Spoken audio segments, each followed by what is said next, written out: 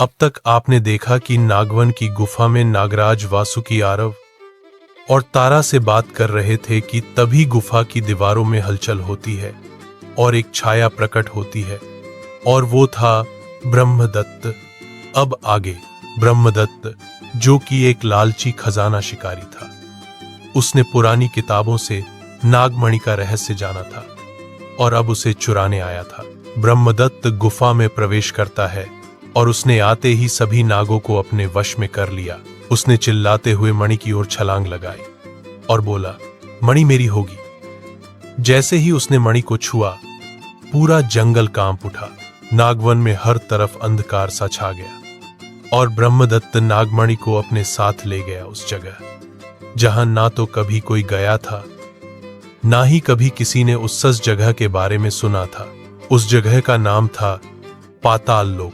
उधर नागराज वासुकी ने नागवन के सभी नाग और नागिनों को एक साथ गुफा में एकत्रित होने के लिए कहा और जब सारे नाग इकट्ठा हुए तब नागवासुकी ने कहा, अब समय आ गया है नागवन की रानी को बुलाने का।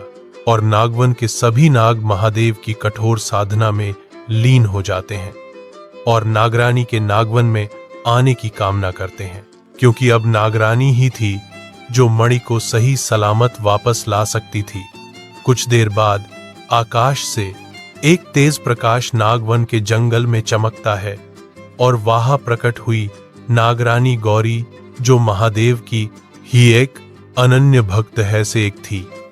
नागरानी में इतनी शक्ति थी कि वो जिसे भी डस ले वह मृत्यु को प्राप्त हो जाता था।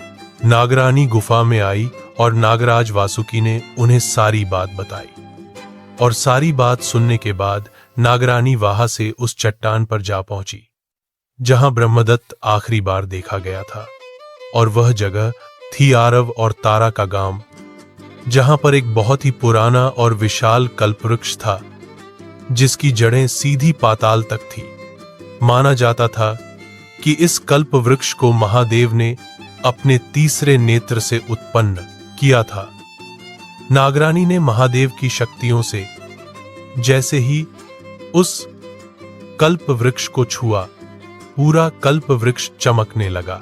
फिर नागरानी ने अपनी दिव्य शक्ति से न सिर्फ पाताल तक का सफर तय किया, बल्कि उस स्थान पर भी जा पहुंची जहां पर ब्रह्मदत्त नागमणि लेकर छुपा था। नरक लोक पहुंचते ही नागरानी गौरी को एक गुफा दिखी और वह उस गुफा की ओर चली गई। जैसे ही नागरानी ने गुफा में प्रवेश किया, सामने ही रखी थी नागमणि, पर नागरानी गौरी इस बात से बिल्कुल अनजान कि यह ब्रह्मदत्त का ही षड्यंत्र है।